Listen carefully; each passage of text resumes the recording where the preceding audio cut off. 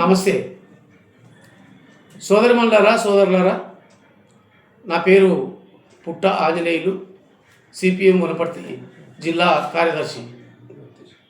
ఈరోజు మార్క్సిజం పుట్టుక, కొన్ని పరిణామాలకు సంబంధించిన విషయాలపైన మీతో చర్చించాలని ఈ వీడియో చేయడం జరుగుతూ ఉంది. ప్రధానంగా మార్క్సిజం 1847లోన కార్ల్ మార్క్స్, ఎంగెల్స్ వారితో పాటు కొంతమంది అభ్యుదయవాదులు, మేధావులు కలిసి ఒక సమావేశం ఏర్పాటు చేసుకొని 1847లోన ఈ అనేక పోరాటాలు జరుగుతున్నవి, వీటికి ఒక రూపం లేదు, దీనికి ఒక రూపకల్పన చేయాలి, దీనికి ఒక ప్రణాళిక అవసరము అని చెప్పి కార్ల్ మార్క్స్, ఎంగెల్స్కు ఆ వచ్చిన సమావేశంలో ఉన్న మేధావులు, అభ్యుదయవాదులు కార్ల్ మార్క్స్, ఎంగెల్స్కు ఆ బాధ్యత ఇవ్వడం జరిగింది. అంతకుముందే కార్ల్ మార్క్స్ అనేక రచనలు సంబంధించి అధ్యయనం చేయడం జరిగింది. అదేవిధంగా ఆయన తత్వశాస్త్రం చదివిండు, న్యాయశాస్త్రం చదివిండు, అనేక రకాల విషయాలు అధ్యయనం చేసిండు. తర్వాత ఆయన ఒక జర్నలిస్టుగా, రైన్స్ పత్రిక జర్నలిస్టుగా ఉన్నాడు. ఒక పార్లమెంటు సమావేశానికి జర్నలిస్టుగా పోయినప్పుడు కట్టెల దొంగతనం అనే అంశం పైన 2 రకాల చర్చలు వచ్చినవి. ఒకటేమో కట్టెలు ఉచితంగా తీసుకుపోవాలి అనేది ఒక భావన, ఒక చర్చ. లేదు, కట్టెలు కొనుక్కొనే పోవాలి అనేది ఒక వాదన. 2 రకాల వాదనలు అక్కడ ఆ పార్లమెంటు సభ్యులు చేశారు. దాంతో కార్ల్ మార్క్స్ ఆలోచనలో పడ్డాడు.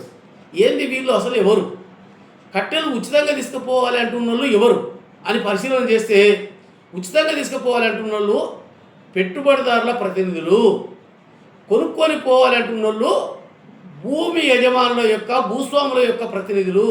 కాబట్టి మా భూమిలో నుంచి కట్టెలు పోతున్నాయి కాబట్టి కొనుక్కోవాలి అని వీళ్ళు అంటున్నారు.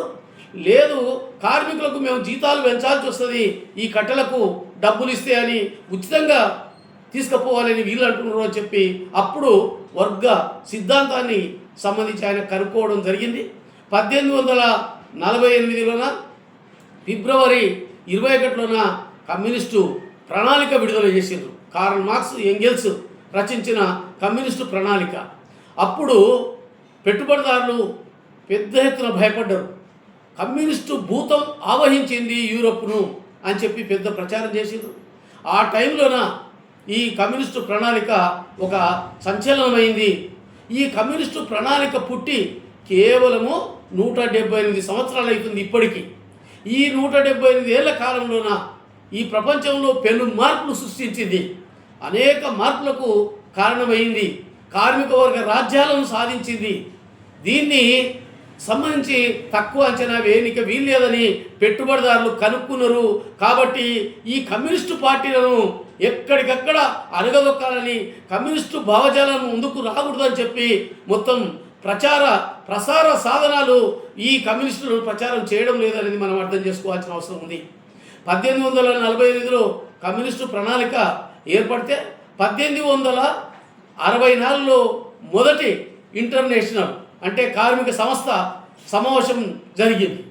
తర్వాత 1867లో దాస్ క్యాపిటల్ పెట్టుబడి గ్రంథాన్ని, మొట్టమొదట అదనపు విలువ సిద్ధాంతాన్ని కార్ల్ మార్క్స్ రచించడం జరిగింది. అప్పుడు విడుదల చేయడం జరిగింది 67లో. అదేవిధంగా 1871లో ప్యారిస్ కమ్యూన్ అంటే ఫ్రాన్స్ దేశంలోని ప్యారిస్ నగరాన్ని కార్మిక సంఘాలు ఈ కార్మిక వర్గ సిద్ధాంతాన్ని ఆధారం చేసుకొని కార్మిక వర్గ రాజ్యాన్ని స్థాపించుకోవడం జరిగింది. కార్మిక వర్గ రాజ్యం సంబంధించి అందరికీ విద్య, అందరికీ ఉద్యోగం, అదేవిధంగా ప్రభుత్వ రంగ సంస్థలను బలోపేతం చేయడం, అన్ని రకాలుగా కార్మిక వర్గ రాజ్యంలో ఏవైతే ఉండాలనో ఆ పద్ధతుల్లో చేయడం జరిగింది. ఆ టైంలోన కార్మిక వర్గ రాజ్యాన్ని 72 రోజులు పరిపాలన సాగింది. కానీ అందులో ఉన్న బలహీనతలు, కేవలం కార్మిక సంఘం ఉంది, ఒక రాజకీయ పార్టీ లేదు.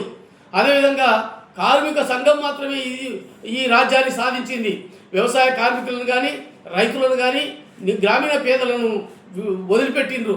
దాంతో మొత్తం దోపిడీదారులు అందరూ ఒక్కటై మొత్తము కూడబలుకొని అక్కడ వ్యవసాయ కార్మికులను పేద రైతులను అందరినీ చేసుకొని మొత్తం తిరుగుబాటు చేసి ఊచకోత కోసి కమ్యూనిస్టు నాయకులను కార్మిక వర్గ నాయకులను ఊచకోత కోసి అక్కడ ప్యారిస్ కమ్యూను అంతం చేయడం జరిగింది.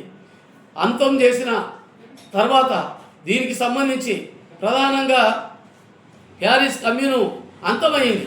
కానీ ప్యారిస్ కమ్యూను అంతమైనా అది ఆగిపోలేదు. 1889లోన రెండవ ఇంటర్నేషనల్ సమావేశం జరిగింది.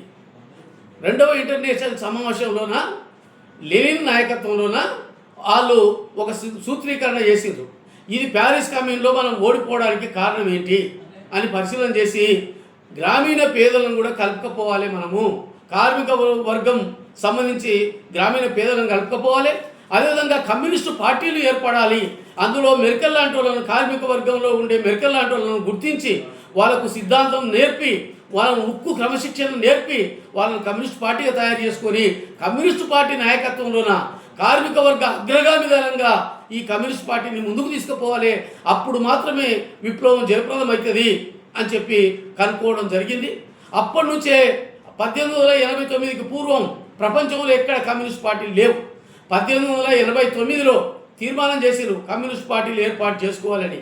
సో అదేవిధంగా ఆ కమ్యూనిస్ట్ పార్టీలు సంబంధించి ఆ రోజు నుంచే స్టార్ట్ అయినాయి. తర్వాత 1889లో ఈ సిద్ధాంతం ఇదైనాక దీన్ని 1917లో వచ్చే వరకు రష్యా విప్లవం జయప్రదమైంది. 1917లో రష్యా విప్లవం జయప్రదమైంది. ఆ రష్యా విప్లవం కార్మిక వర్గ నాయకత్వంలోన, కమ్యూనిస్ట్ పార్టీ నాయకత్వంలోన, అది బోల్షివిక్ పార్టీ నాయకత్వంలోన, విఐ లెనిన్ నాయకత్వంలోన జార్ చక్రవర్తులను కూల్చి అక్కడ కార్మిక వర్గ రాజ్యాన్ని, శాస్త్రీయ సోషలిజాన్ని తీసుకురావడం జరిగింది. అది ప్రపంచమంతా ఒక వెలుగు వెలిగింది. ప్రపంచమంతా వెలుగు వెలగడమే కాదు, భారతదేశానికి కూడా వెలుగునిచ్చింది ఈ సోషలిస్టు విప్లవం. తర్వాత మొత్తం ప్రపంచమంతా ఉలిక్కి పడింది. ఇక సోషలిజం వస్తే మన ఆటలు సాగవని చెప్పి. కాబట్టి ఆ తర్వాత ఎప్పుడు భూస్వాముల భూములను మొత్తం పెట్టుబడిదారులే పంపిణీ చేసిండ్రు. అమెరికాలో కానీ, జపాన్లో కానీ, జర్మనీలో కానీ అంతటా భూస్వాముల భూములను పంపిణీ చేసిండ్రు. కానీ ఈ టైంలోన భూస్వాముల భూములను పంపిణీ చేసిన వీళ్ళు భారతదేశానికి వచ్చే వరకు భూస్వాముల భూములను పంపిణీ చేయలేదు. అక్టోబర్ విప్లవం అని చెప్పారంటే పాత క్యాలెండర్ ప్రకారము అక్టోబర్ 25 తారీఖు, కొత్త క్యాలెండర్ ప్రకారము నవంబరు 7 తారీఖు. కాబట్టి నవంబరు 7 తారీఖు అక్టోబర్ విప్లవం అంటే రష్యా విప్లవం 1900 సంబంధించి 17లోన నవంబర్ 7న విప్లవం జయప్రదమైంది. ఆ తర్వాతనే భారతదేశానికి కమ్యూనిస్టు భావాలు వచ్చినవి, అంతవరకు లేవు. ఆ కమ్యూనిస్టు భావాలు వచ్చిన తర్వాత తాష్కెంట్ నగరంలోన 1920 అక్టోబర్ 17న ప్రవాస భారతీయులు, మిగతా భారతీయులు ఒక 7 మందితోన అక్కడ భారత కమ్యూనిస్ట్ పార్టీ ఆవిర్భవించింది. ఈ కమ్యూనిస్టు పార్టీ ఆవిర్భవించిన తర్వాత భారతదేశంలో జరిగిన పరిణామాలు తర్వాత తెలుసుకుందాం.